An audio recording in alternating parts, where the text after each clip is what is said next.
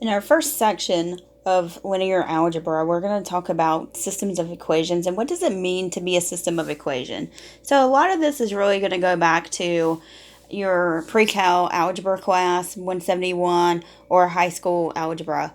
When we talk about, first off, a linear equation, we're talking about equations that have exponents of 1.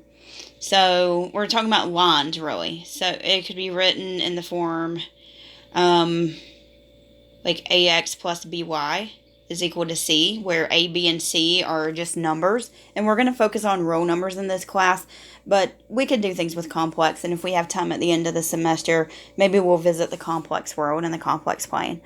But for now, we're going to keep it real. So this is a linear equation because the exponent on x is 1 and the exponent on y is 1. Now, this guy is in 2 dimensions. We could do the same thing with 3 dimensions. So we could have something that's written in this form, ax plus by plus cz is equal to some number. I'm just going to be generic and I'm going to call it d. So once again, a, b, c, and d are real numbers and their variables are x, y, and z. Notice the exponent on each of those variables is 1. So we would call this a linear equation. Now in 3 dimensions, this would actually end up being a plane, and that's okay. And we could go beyond 3 dimensions. We won't be able to graph it necessarily, but we can talk about linear equations that are in 4 dimensions or 5 dimensions or 6 dimensions or so on. So if those are linear equations, what are examples of things that's not linear? So let's look at a few.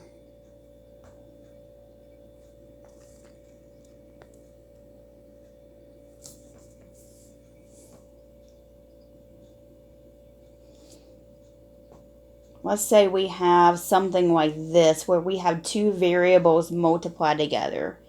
This guy is not a linear equation. It's not linear because we have 2 variables multiplied together. So if we were to take this and try to solve it for y, let's just say we were going to solve for y, then we would subtract the z over. But to get y by itself, we would have to divide by x. And as soon as we divide by that variable, we now have something that's written with a negative exponent. And remember, we said with a linear equation, no matter which way whether we solve it for x or y or z, the exponent always has to be 1. But in this case, that exponent is going to be a negative 1. Another example of something that's not linear would be with this. So what's wrong with this one? Well, in this case, we now have e to the x, and that's an exponential function. So this guy's not a linear equation either.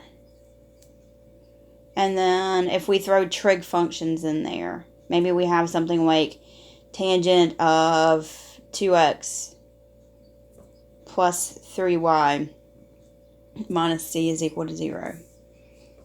Here's where the problem is for this particular one that tells us that this is just not a linear equation. It's because we have that tangent in there. And notice we're taking the tangent of a variable. That's important. So this is not a linear equation because of that first term. Now, sometimes they can get a little tricky, and you have to be careful on these. Let's say we have something like this.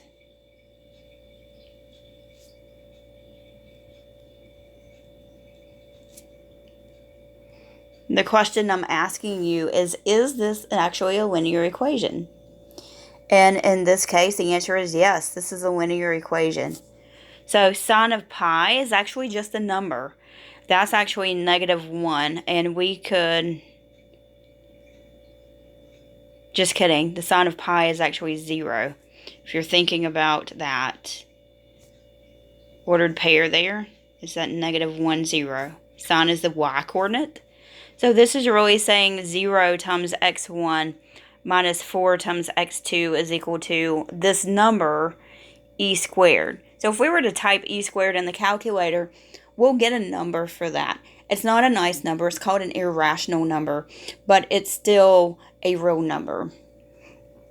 So this meets all of those qualifications and those restrictions for a linear equation.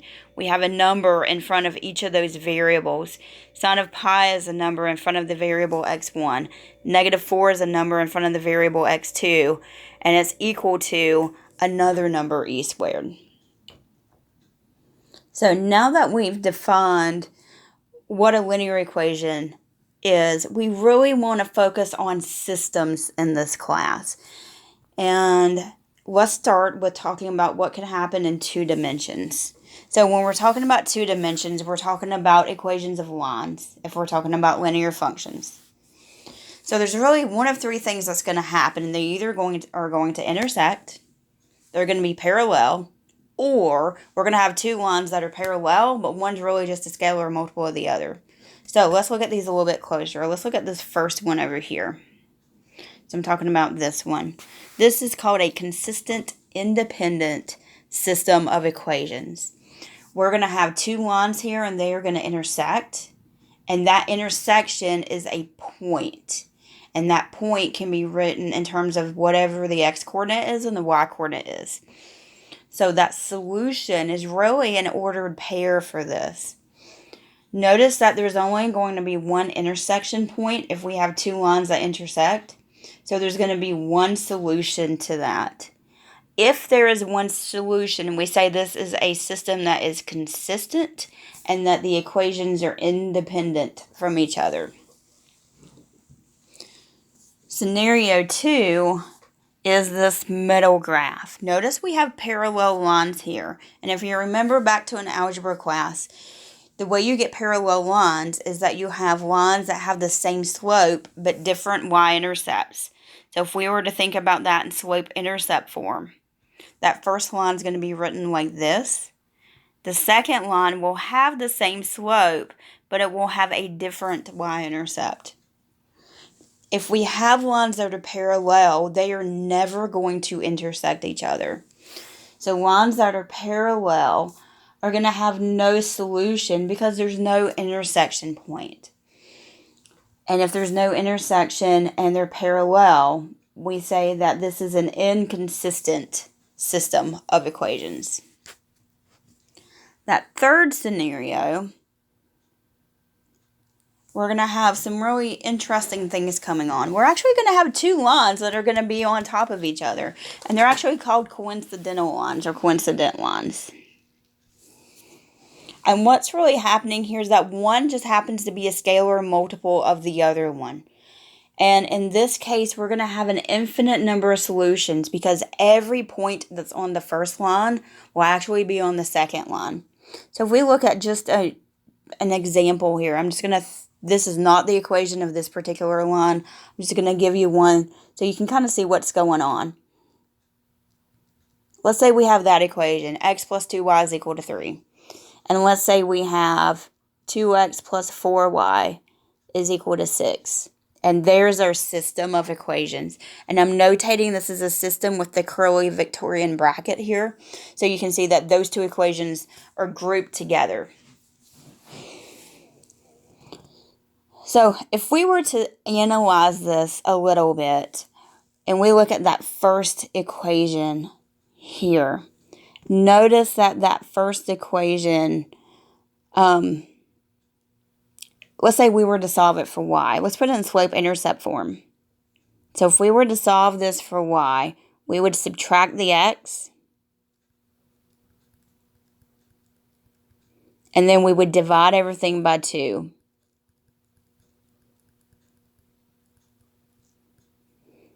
So there's our equation of the line.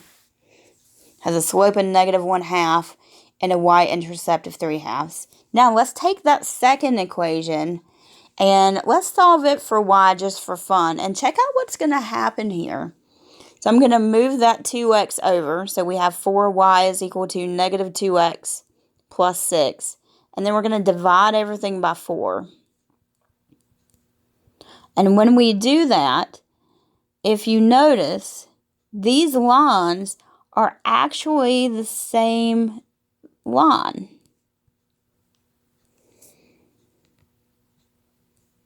The slope-intercept forms are the same. However, in the original format, they are not the same. So if we were to graph these functions, if we graph this one, we would get this line, slope-intercept form. If we were to graph this on top of it, we're not going to see a difference in those lines because they're actually the same line. Let's do that in Desmos just for fun. So we have x plus 2y is equal to 3. So there's our first line. We see the slope, and the y-intercept is at the 3/2. And the slope was negative 1/2. And the second line was 2x plus 4y is equal to 6. So you can see I'm going to hide that blue one. There's the red one. And when we graphed that blue one, it ended up right on top of that red line. And that means that we have one line that's actually a scalar multiple of the other one. If we were to take this first line, multiply it by 2, we will get that line. So what's happening here is we have this system where one is a multiple of the other one, and that's forcing us to have lines that lie on top of each other, which means that every line that is on, every point, rather, that is on that blue line is also on that red line, which means that there is an infinite number of intersections between those two graphs. So we have an infinite number of solutions there. So we say this system is going to be a consistent system. Consistent because there is at least one solution, but the equations are actually dependent on each other. And when we talk about dependent equations and solutions, then we typically have to talk about parametric representations.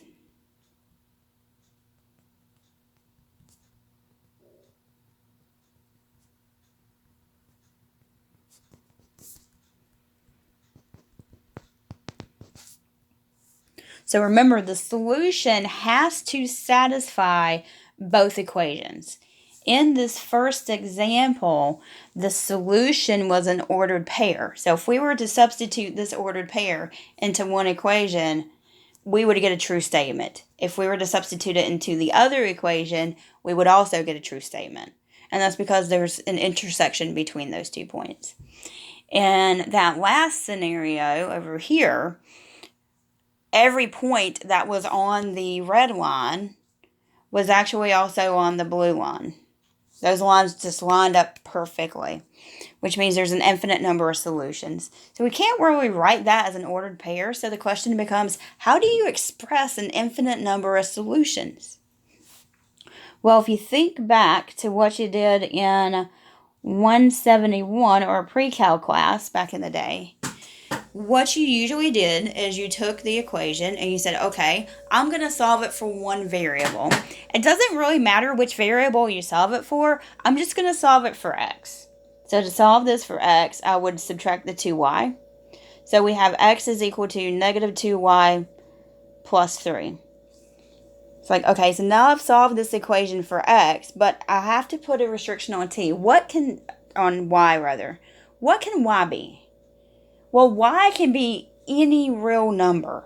So we have to identify that. Just like we would do up here when there's one solution, we would say x is equal to a number, y is equal to a number.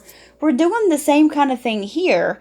X is going to be a specific format in this case, and we're saying y can be anything. So we could use y is equal to t, where t is an element of the real numbers. So just some notation here. I'm going to use a lot of mathematical shorthand in these upper level classes. This funny looking E means element of. Well, if I'm saying y is equal to t, then I need to do a replacement here too. So my formal solution would say x is equal to negative 2t plus 3. And then y is equal to t. And then define what t is. So it's going to be super important to make those definitions there. So we could write it that way.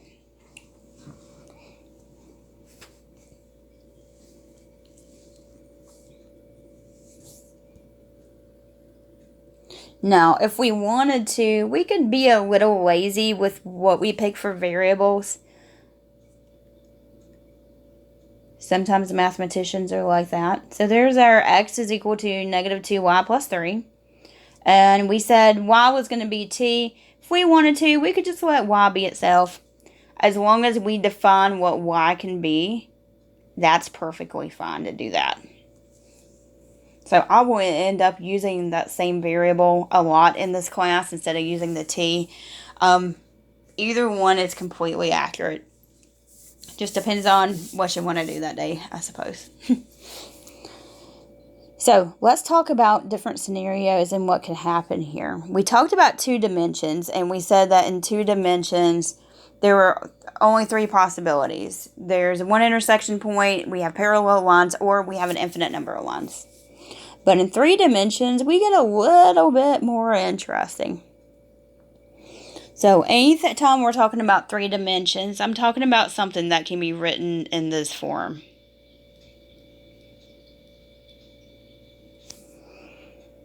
And I don't have to use A, B, and C and D for numbers. I do not have to use X, Y, Z for variables. I could call it A1, X1 plus A2, X2 plus A3, X3 is equal to A4. As long as it's in the format of a linear equation. We have 3 variables, X1, X2, X3. They're all raised to the first power. We have numbers, and we're using row numbers once again. A1, A2, A3, A4. I could solve this equation for any of the variables, and the exponents on the variables will still be 1. So we still have linear equations there. So now we're talking about taking 3 planes, and we're putting them together. So our system generically would look like this.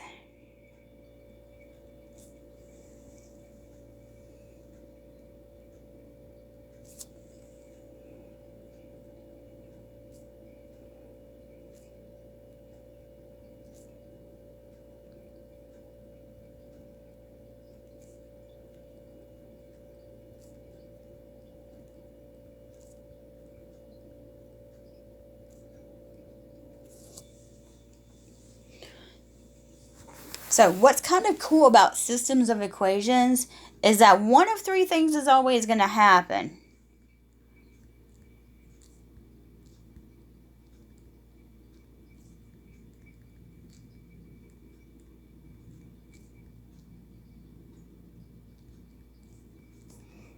There will either be one solution, there will be possibly no solutions, or there's going to be an infinite number.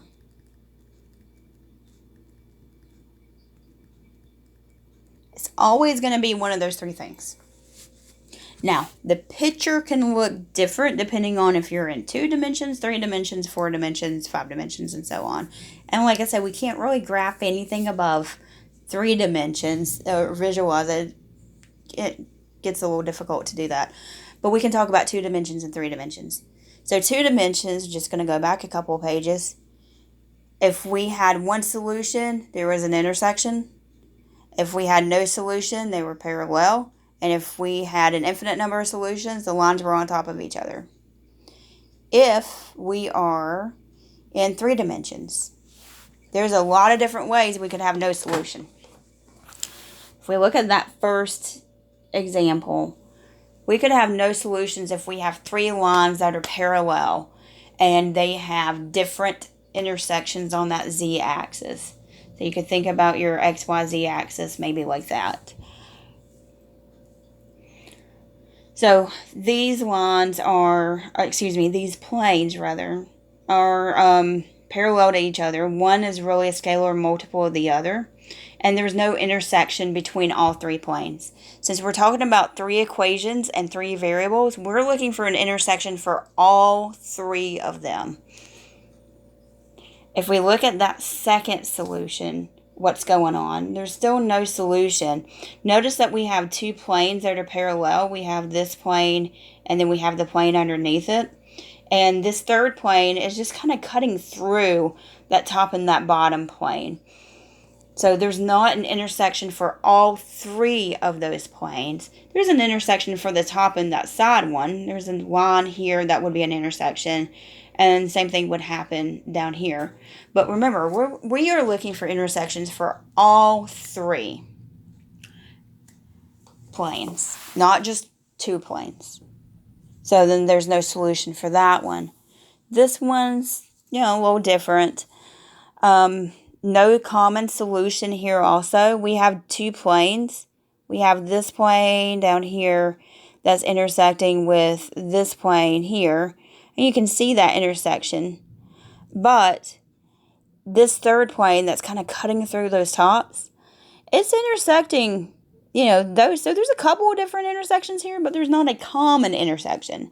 And that word common is so important right now because we are looking for where is there one place that all three of these planes can cross, or is there a place? And then that last one, we actually have two planes that are coincidental. What that means, again, is that one is really just a multiple of the other ones. And then we have this third plane, this top plane up here, that happens to be parallel to that bottom one.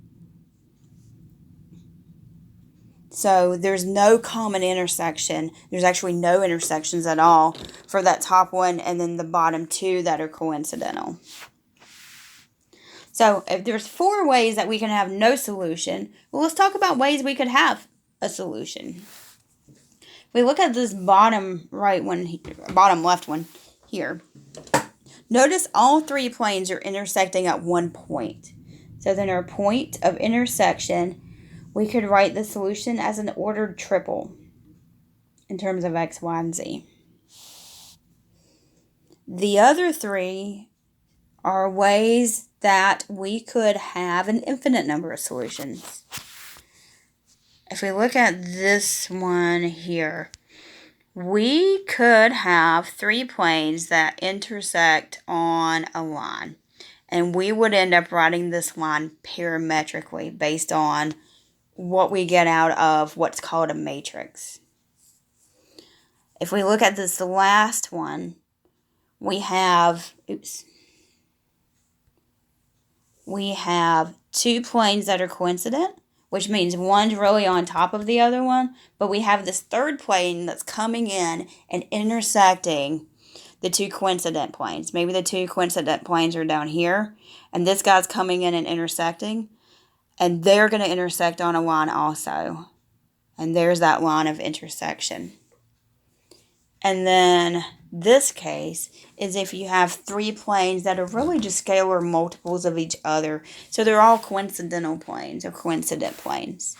And that means there's going to be an infinite number of solutions.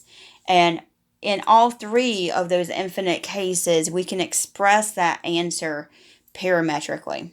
And we'll talk more about how to express that answer in just a little bit.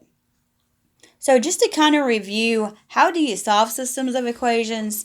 If you think back to an algebra class, we talked about a couple of things, graphing, substitution, and elimination.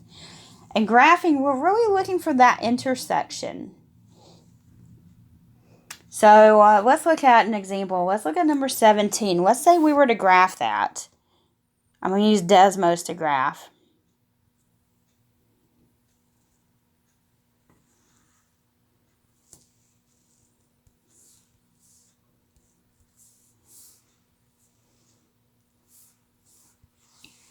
So we have x plus y is equal to 8, x minus y is equal to 4.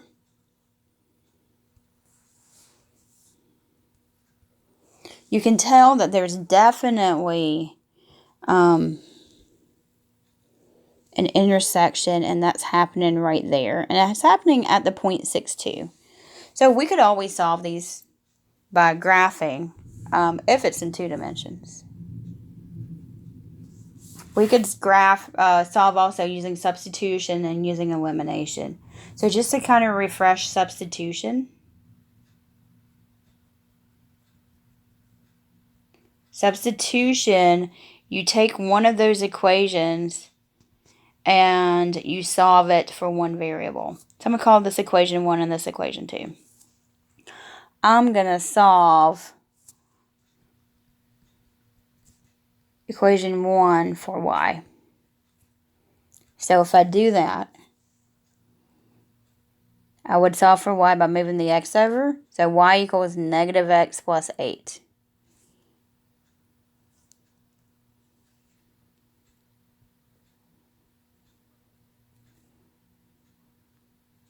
And then substitution method, you would just substitute into the second equation.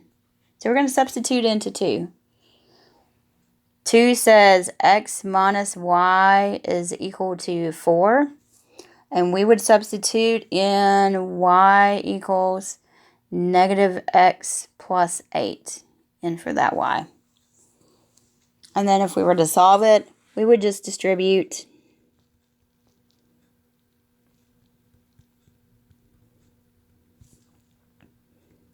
combine like terms. I'm going to go ahead and move that 8 over. Divided by 2. So we would get that 6 for x. And then we could substitute that in. So substitution uses a lot of substitution. We said before y is equal to negative x plus 8. And if we substitute it in for x, we found x to be 6. So we would get 2.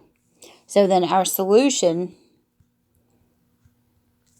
is the point 6, 2. It's got the x-coordinate and the y-coordinate. This is a consistent system. Consistent because there is a solution, or at least one solution. And it's an independent system, which means x does not rely on y or vice versa. So kind of reviewing a lot of things here that we've already talked about. We could also solve systems using elimination, and that's what I'm going to do on that second one.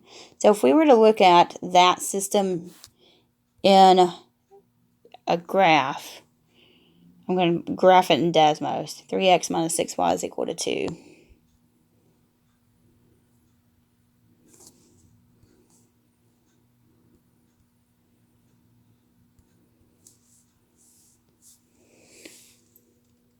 Five x plus 4y is equal to 1.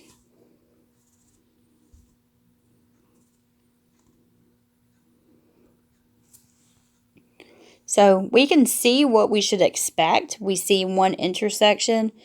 These are lines in 2 dimensions, and that intersection is happening right here.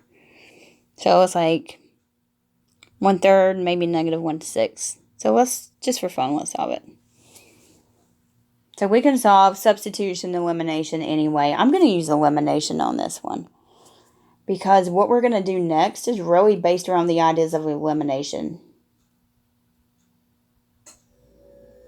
So if you remember when we did elimination back in an algebra class,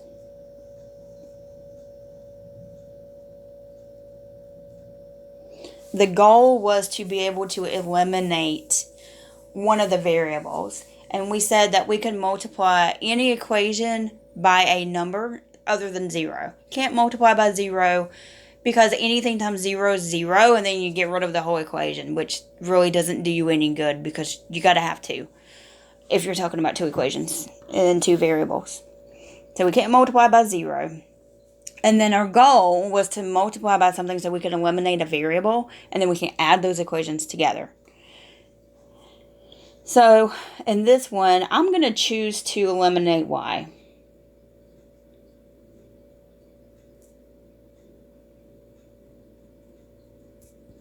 Now, it doesn't matter whether you eliminate x or y. You could go for x if you wanted to.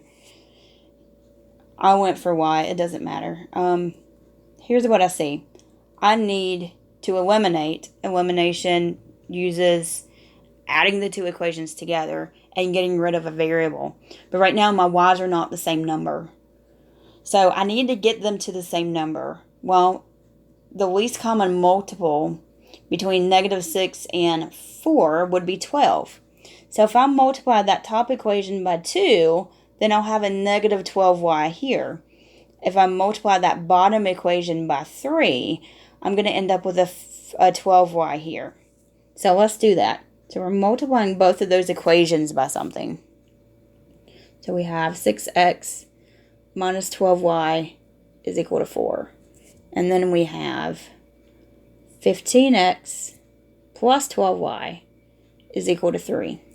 So now, if we were to take those equations and add them together, we're going to end up with 21x is equal to 7. Notice that those y's canceled. The whole point of using elimination is to try to eliminate one of the variables.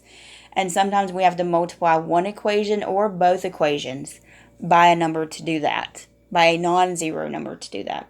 So now we've got this little itty-bitty equation. And we can solve this by dividing both sides by 21. So x is equal to 7 over 21, which is 1/3. So now that we know x, we need to find y. So to find y,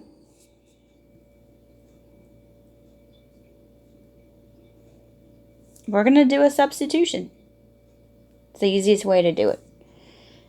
So our equation was 3x minus 6y is equal to 2. I'm using that top one. It does not matter which one you plug it into.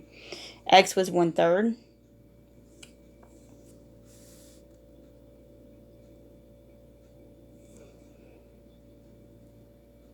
Let's simplify. 1/3 times 3 is 1. So 1 minus 6y is equal to 2. Move the 1. Divide by 6. So then our solution would be the point 1/3 negative 1/6. So there's our x coordinate and our y coordinate. So again, this one is a consistent system. And it's also an independent system.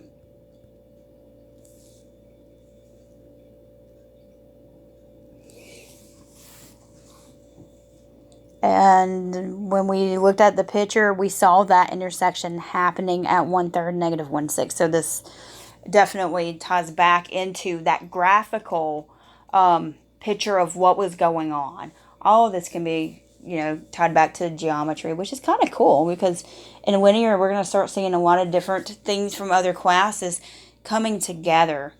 This is really just a fun class. It's one of my favorites. So, if we were talking about that solution to that system, remember we said this guy is a solution. Solution means it satisfies both equations. So just for fun, let's demonstrate that.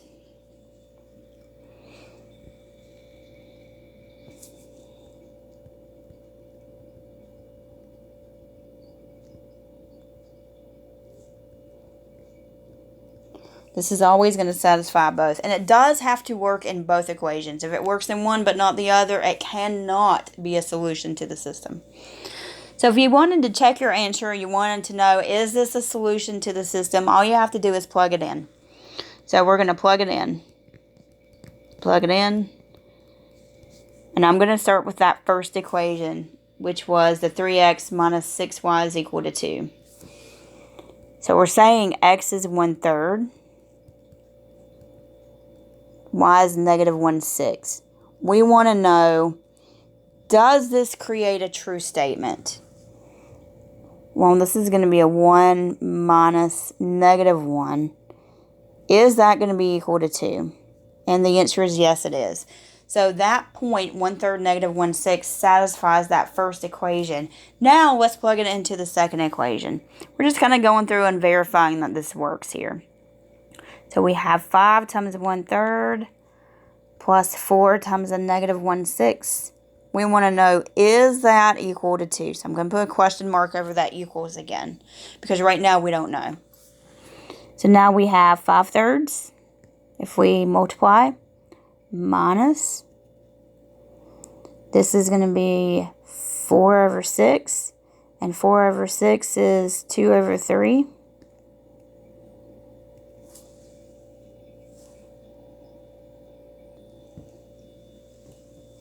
And we want to know, is that equal to, And I have a typo here. Remember, this is equal to 1. I was looking at the first equation. So this is equal to 1 here. So is this a true statement? Well, 5/3 minus 2/3 is 3/3, and that's definitely equal to 1. So we say, yes, this is definitely the solution to that system of equations.